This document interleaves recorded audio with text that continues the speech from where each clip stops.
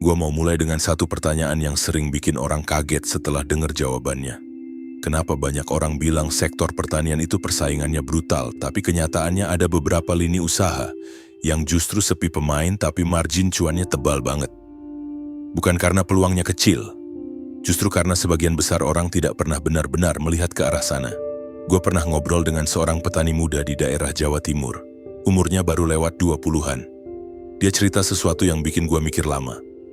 Katanya banyak orang sibuk rebutan sawit, padi atau ayam. Sementara dia diam-diam masuk ke subsektor pertanian yang bahkan tetangganya sendiri tidak ngeh kalau itu bisa jadi uang besar. Dalam 2 tahun, pendapatannya sudah ngalahin gaji kantor yang dia tinggalkan. Dan yang paling aneh, sampai sekarang pun belum banyak yang meniru. Fenomena ini bukan hal kecil. Data Badan Pusat Statistik dalam 2 tahun terakhir menunjukkan peningkatan permintaan pada beberapa komoditas mikro pertanian. Tapi pertumbuhan pelakunya masih jauh lebih lambat daripada kenaikan permintaannya. Artinya, ada gap kesempatan yang makin melebar, yang biasanya terjadi hanya satu. Mereka yang lebih cepat melihat peluangnya akan dapat bagian paling besar. Masalahnya banyak orang hanya fokus pada usaha pertanian yang sudah umum. Mereka mengikuti arus, ikut apa yang orang lain kerjakan. Mereka tidak sadar bahwa ada cabang-cabang kecil yang justru menawarkan ROI lebih besar, resiko lebih terukur dan kompetisi yang minim. Ini mirip kayak lu masuk pasar yang semuanya rebutan barang yang sama, padahal di belakang ada lapak yang sepi tapi pembelinya loyal dan harganya stabil. Risikonya apa kalau peluang ini diabaikan?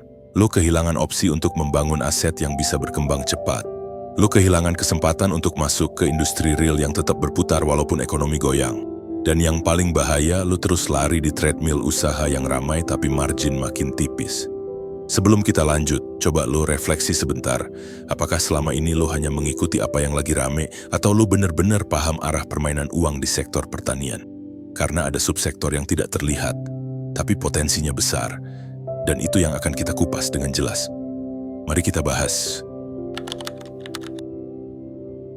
Kalau kita mau jujur, ada alasan kuat kenapa peluang besar di sektor pertanian sering tidak terlihat. Bukan karena sulit ditemukan. Justru karena banyak orang melihat pertanian hanya dari permukaan. Mereka cuma fokus ke komoditas yang sudah populer. Dan pola pikir ini bikin mereka buta terhadap pasar yang sebenarnya sedang membuka ruang. Akar masalah pertama ada di cara orang memetakan peluang. Kebanyakan orang mengasosiasikan pertanian dengan kerja berat, modal besar, dan persaingan ketat. Mereka lupa bahwa pertanian Indonesia bukan hanya soal padi, ayam, jagung, atau sawit. Ada ratusan subsektor mikro yang permintaannya meningkat karena perubahan gaya hidup, lonjakan konsumsi rumah tangga dan kebutuhan industri pengolahan. Tapi karena tidak muncul di berita atau timeline media sosial, orang anggap itu kecil, padahal justru di sana ruangnya kosong. Masalah kedua ada di bias kerumunan. Orang cenderung meniru usaha yang sudah ramai karena merasa lebih aman. Mereka ikut ternak ayam karena tetangga ternak ayam. Mereka buka kebun cabai karena lihat harga cabai sempat naik. Mereka lupa bahwa yang ramai belum tentu menguntungkan, dan yang sepi belum tentu buruk. Bias ini bikin banyak orang berebut di komoditas yang marginnya makin menurun, sementara komoditas yang stabil malah ditinggalkan. Masalah ketiga adalah kurangnya informasi yang rapi. Banyak subsektor pertanian yang sebenarnya punya demand kuat tapi supply-nya masih kecil. Ambil contoh komoditas hortikultura spesifik, tanaman herbal tertentu, bahan baku industri kecil, sampai produk turunan hasil panen yang jarang dikelola. Banyak petani lokal tidak punya akses informasi sehingga tidak tahu bahwa produk yang mereka anggap biasa justru dicari pasar modern. Akhirnya peluang lewat begitu saja. Masalah keempat ada di mindset skala. Banyak orang berpikir usaha pertanian harus besar dulu baru bisa untung. Padahal subsektor yang sepi pemain justru cocok untuk pemain kecil yang mau mulai bertahap.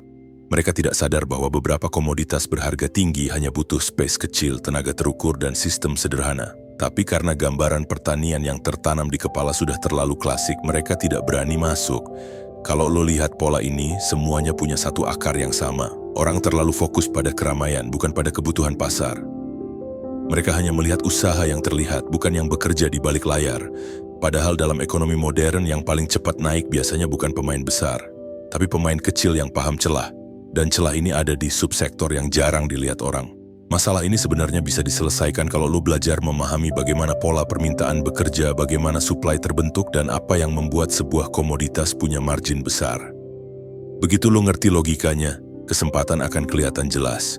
Selanjutnya, Gua bakal bantu lo memahami kerangka dasar buat melihat peluang ini secara objektif dan rasional, supaya lo bisa memetakan mana subsektor pertanian yang layak lo masuki tanpa harus ikut arus.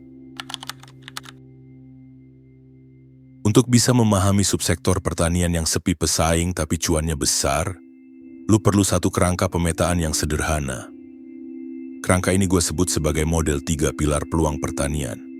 Tujuannya supaya lo bisa lihat sebuah komoditas bukan cuma dari hype, tapi dari logika pasar yang bekerja di belakangnya. 3 pilar ini meliputi permintaan stabil, produksi terukur, dan distribusi spesifik. Kita mulai dari pilar pertama, yaitu permintaan stabil. Banyak orang salah membaca tren. Mereka hanya melihat harga sesaat atau kabar yang muncul di media. Padahal yang menentukan kelayakan subsektor bukan sekadar harga tinggi, tapi kestabilan permintaan. Lu perlu lihat apakah barang itu dipakai setiap hari, apakah industri butuh bahan bakunya sepanjang tahun, dan apakah konsumennya berkembang. Contoh sederhana adalah komoditas herbal tertentu yang dipakai sebagai bahan minuman, kosmetik, atau suplemen. Permintaannya tidak meledak tiba-tiba, tapi stabil dan meningkat pelan. Ini jenis komoditas yang jarang diincar, padahal keuntungannya konsisten. Pilar kedua yaitu produksi terukur. Banyak subsektor pertanian yang sepi pemain karena orang pikir perawatannya ribet.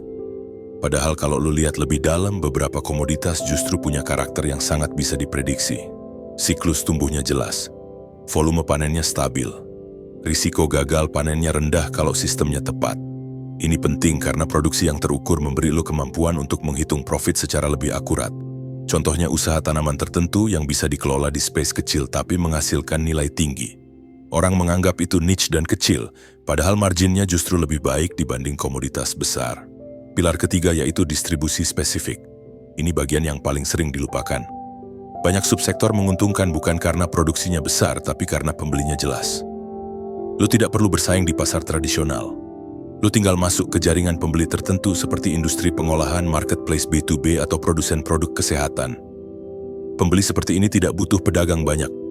Mereka butuh pemasok yang konsisten. Disinilah keuntungan subsektor sepi pesaing.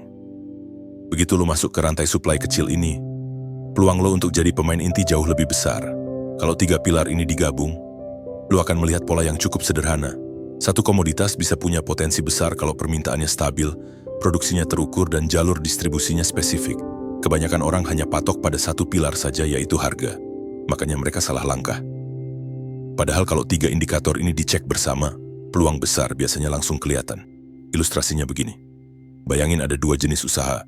Usaha pertama ramai, produksinya besar tapi pembelinya tidak jelas. Usaha kedua kecil, pemainnya sedikit tapi pembelinya loyal. Logikanya usaha kedua jauh lebih aman dan menguntungkan dalam jangka panjang. Dan itulah karakter subsektor pertanian yang sepi pesaing.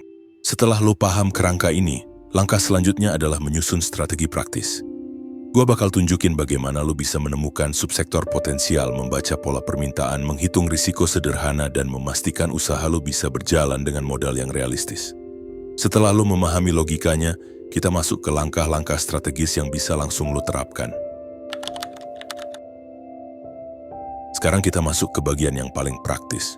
Gua bakal kasih lo langkah-langkah strategis yang bisa lo pakai untuk mengidentifikasi subsektor pertanian yang sepi pesaing tapi punya potensi cuan besar. Framework ini gua susun dalam 4 tahap biar gampang lo ikuti. Mulai dari pemetaan peluang sampai eksekusi awal yang realistis. Tahap pertama adalah observasi pasar mikro. Lo mulai dari hal paling sederhana, yaitu memperhatikan perubahan kebutuhan masyarakat dan industri. Cek pola konsumsi minuman herbal, makanan sehat, produk alami, atau kebutuhan industri kecil seperti bahan baku aromaterapi dan kosmetik. Banyak dari komoditas ini tidak pernah muncul di berita, tapi pertumbuhannya stabil karena perubahan gaya hidup. Lu tinggal perhatikan barang apa yang dipakai sehari-hari, apa yang meningkat peminatnya, dan apa yang suplainya tidak banyak. Ini tahap menemukan celah. Tahap kedua adalah validasi permintaan. Lu tidak perlu survei rumit, cukup lakukan cross-check sederhana. Lihat marketplace. Perhatikan toko khusus yang menjual komoditas tertentu. Bandingkan jumlah pembeli dengan jumlah penjual. Kalau pembeli banyak tapi penjual sedikit, itu sinyal kuat. Lo juga bisa cek kebutuhan industri kecil. Banyak produsen herbal atau kosmetik rumahan yang butuh bahan baku lokal tapi susah mendapat suplai stabil. Begitu lo menemukan komoditas dengan pola ini, berarti peluangnya nyata. Tahap ketiga adalah hitung produksi rasional. Di sini lo mulai menentukan apakah komoditas yang lo pilih cocok dengan kondisi lo. Cek kebutuhan space, siklus panen, intensitas perawatan, potensi gagal dan kebutuhan alat sederhana. Banyak subsektor menguntungkan justru hanya butuh ruang kecil dan pola perawatan yang gampang. Lo tinggal bikin simulasi sederhana, misalnya dengan modal sekian, volume produksi sekian, harga jual rata-rata sekian. Kalau hitungannya masuk dan risikonya terukur, ini sinyal kedua. Tahap keempat adalah buka jalur distribusi spesifik. Lo tidak perlu masuk pasar besar, cukup cari pembeli langsung yang butuh suplai rutin. Lo bisa mulai dari bisnis kecil yang memproduksi minuman, teh herbal, snack sehat, atau produk aromaterapi. Mereka tidak cari pemasok banyak, mereka cari pemasok yang konsisten. Kalau lo bisa jaga kualitas dan kontinuitas, lo bisa jadi supplier tetap. Inilah keunggulan subsektor sepi pesaing. Begitu lo dapat satu pembeli loyal, usaha lo langsung stabil. Untuk ngasih gambaran, gua kasih contoh kecil. Ada seorang pelaku usaha di Bandung yang fokus ke tanaman aromatik yang jarang diproduksi orang. Dia tidak punya lahan luas, cuma pekarangan belakang. Tapi pembelinya adalah 3 produsen aromaterapi yang butuh suplai stabil setiap bulan. Marginnya jauh lebih besar dibanding kalau dia ikut menanam komoditas yang sudah populer. Kenapa bisa begitu? Karena dia memasok barang yang suplainya sedikit tetapi permintaannya stabil dan jalur distribusinya jelas. Tahap ini akan jauh lebih efektif kalau lo memadukan ketiga pilar yang kita bahas tadi. Permintaan stabil, produksi terukur, dan pembeli spesifik. Dengan 3 indikator ini, lo bisa menilai apakah sebuah subsektor layak dimulai tanpa perlu ikut arus. Solusi praktis ini bisa lo gunakan sebagai peta awal. Tapi strategi saja tidak cukup. Yang bikin seseorang benar-benar berhasil adalah cara berpikirnya. Dan pola pikir yang tepat selalu jadi pondasi sebelum modal, alat, atau rencana apapun dijalankan. Masuk ke bagian yang sering dianggap kecil padahal justru menentukan apakah lu bakal bertahan di subsektor yang sepi pesaing ini atau enggak. Karena dalam dunia pertanian yang tidak ramai bukan soal siapa yang paling kuat modalnya, tapi siapa yang paling kuat cara berpikirnya. Mindset pertama yang perlu lu pegang adalah pola pikir pertumbuhan bertahap. Banyak orang gagal bukan karena peluangnya jelek, tapi karena mereka mau hasil cepat. Mereka menuntut panen instan, mood mereka naik turun ikut hasil satu siklus. Padahal, subsektor sepi pesaing justru dirancang untuk orang yang paham ritme, yang tahu bahwa hasil besar datang dari akumulasi langkah kecil yang konsisten. Kalau lu bisa sabar satu siklus demi satu siklus, lu bakal punya fondasi yang kuat. Mindset kedua adalah kecerdasan risiko. Bukan menghindari risiko, tapi membaca risikonya dengan jernih. Kalau lo masuk komoditas besar, risikonya justru lebih berat karena pesaingnya banyak dan fluktuasinya tinggi. Tapi di komoditas niche, risikonya lebih bisa dikontrol. Lo cuma perlu ngerti 3 hal dasar, yaitu apa yang bisa dikendalikan, apa yang harus dipantau, dan apa yang perlu disiapkan cadangannya. Begitu lo ngerti pola ini, kegagalan bukan lagi menakutkan. Lo tahu cara menanganinya. Mindset ketiga adalah orientasi pada proses. Banyak orang hanya fokus pada profit. Begitu margin sedikit turun, mereka panik. Padahal pemain kuat selalu fokus pada sistem, bukan hasil sesaat. Mereka bikin rutinitas yang stabil. Mereka jaga hubungan dengan pembeli. Mereka pastikan kualitas konsisten. Kalau sistemnya kuat, hasil akan ikut. Ini yang membedakan pemain bertahan dan pemain cepat menyerah. Mindset keempat adalah kemampuan menunda kepuasan. Lu mungkin butuh waktu 2-3 siklus untuk benar-benar merasakan stabilnya bisnis pertanian niche. Tapi kalau lu bisa menunda keinginan buat langsung besar dan memilih untuk memperkuat pondasi dulu, lu bakal punya posisi yang jauh lebih menguntungkan saat komoditas itu mulai dilirik pasar yang lebih luas. Banyak pemain yang sukses justru untung besar karena mereka sudah masuk duluan saat orang lain belum ngeh. Sekarang gue mau ajak lu refleksi sebentar. Selama ini lu termasuk yang ikut arus atau yang mau melihat peluang dari celah kecil? Lu tipe yang butuh hasil cepat atau yang siap membangun sistem? Lu lebih sering berharap keberuntungan atau membangun kebiasaan kecil yang konsisten? Jawabannya jujur dalam hati, karena itu yang akan menentukan langkah lu setelah ini. Di ujungnya, perjalanan di subsektor pertanian sepi pesaing butuh 2 hal, logika yang jernih dan kepala yang tenang. 2 ini kalau digabung, lu akan punya keunggulan yang tidak bisa direbut pesaing. Dan keduanya ada dalam kendali lu. Sekarang kita rangkum inti strateginya dan gimana lu bisa mulai dari langkah paling sederhana. Kita sudah ngebahas cukup dalam tentang subsektor pertanian yang sepi pesaing, tapi punya potensi cuan besar. Sekarang gue rangkum inti strateginya supaya lu dapet gambaran yang jelas dan bisa langsung mulai bergerak. Ada 3 hal utama yang perlu lu pegang. Pertama, jangan terpaku pada keramaian. Peluang besar sering muncul di tempat yang tidak dilihat orang. Permintaan yang stabil, produksi yang terukur, dan pembeli yang spesifik jauh lebih penting dibanding komoditas yang ramai tapi margin makin tipis. Begitu lu memahami cara baca pasar kecil, lu akan lebih jeli melihat kesempatan yang diam-diam tumbuh. Kedua, gunakan pendekatan terstruktur untuk memetakan peluang.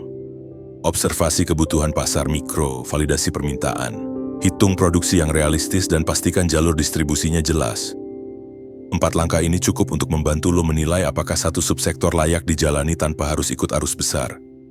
Metode ini juga bikin lo lebih tenang karena keputusan lo berbasis logika, bukan ikut berita sesaat. Ketiga, siapin mindset yang tahan uji. Lo butuh kesabaran satu siklus demi satu siklus, kecerdasan membaca risiko, kebiasaan membangun sistem, dan kemampuan menunda kepuasan. Dengan pola pikir ini, lu bukan hanya mengikuti peluang, tapi lu menciptakan posisi yang kuat dalam niche yang jarang disentuh pemain lain. Kalau 3 hal ini lu terapkan secara konsisten, hasilnya bisa nyata. Lu bisa punya sumber income baru yang stabil, lu bisa punya usaha yang tetap hidup di kondisi ekonomi apapun. Dan lu bisa masuk ke sektor yang punya prospek jangka panjang, bukan sekadar peluang sesaat. Sekarang gue mau lempar satu pertanyaan reflektif buat lu. Dari semua strategi tadi, langkah pertama apa yang paling mungkin lo coba dalam 30 hari ke depan? Observasi pasar kecil, validasi satu komoditas, atau mulai cari pembeli potensial. Pilih satu langkah dan mulai dari situ. Karena dalam dunia usaha dan investasi, yang menang bukan yang paling cepat, tapi yang paling sadar arah langkahnya. Dan ketika lo tahu arah itu, lo cuma perlu mulai dari satu langkah kecil hari ini.